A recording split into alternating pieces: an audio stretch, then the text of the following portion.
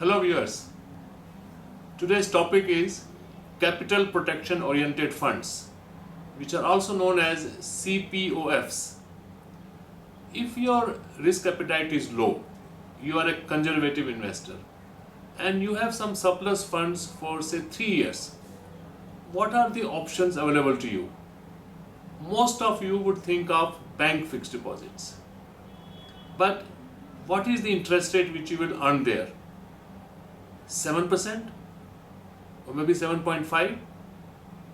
And if you are in 30% tax bracket, then your after tax return would be much low, in fact as low as 5.25%, which is not even beating inflation. So here we recommend, as an alternative to bank fixed deposits, 3 years capital protection oriented funds which are issued by leading mutual funds or asset management companies of the country like Reliance or Tata or UTI or ICICI Prudential, HDFC, etc. Let us understand these funds. If your time horizon is 3 years and you are sure that you will not need the money in between, which means that anytime liquidity is not your requirement, then capital protection oriented funds are very appropriate for you. Here your investment would be allocated about 80% to government securities or highly rated corporate bonds, and the balance 20% will go into large cap equity schemes.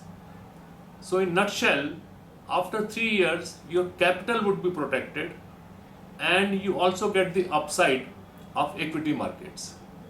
So there is a great probability that after 3 years, because you will get the taxation benefit, the net return in your hand would be much superior to what you will get from the other popular option, which is bank fixed deposits.